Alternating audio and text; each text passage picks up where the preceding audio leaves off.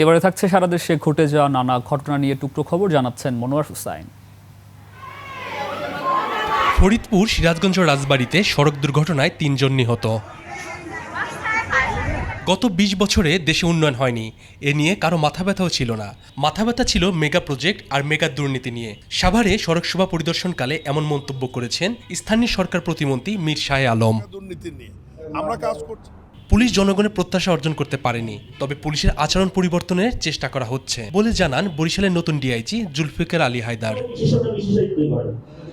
খাগড়াছড়িতে সেনাবাহিনীর লক্ষ্মীছড়ি জোনের উদ্যোগে চিকিৎসা ও নার্সিং প্রশিক্ষণের সনদপত্র বিতরণ করেছেন লক্ষ্মীছড়ি জোন অধিনায়ক লেফটেন্যান্ট কর্নেল খান সজিবুল ইসলাম।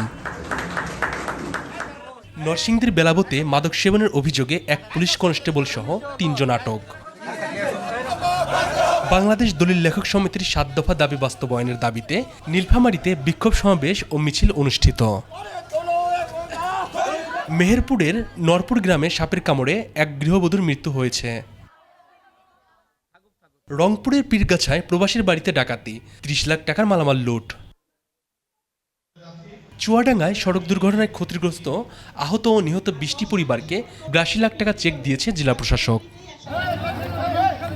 সুনামগঞ্জের দিরাইয়ে ফ্যামিলি কার্ডের শুমারি নিয়োগ অনিয়মের অভিযোগে বিক্ষোভ মিছিল, প্রতিবাদ সমাবেশ ও অবস্থান কর্মসূচি পালন করেছে উপজেলা ছাত্র দলের নেতাকর্মীরা।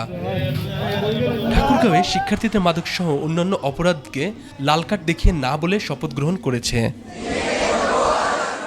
কক্সবাজার টেকনাফে পুলিশ, র্যাব ও বিজিবির পৃথক অভিযানে ১,৯০,০০০ ইয়াবা ও নগদ টাকা সহ আটক ৩ জন। মনোয়ার হুসাইন, ২১ টেলিভিশন।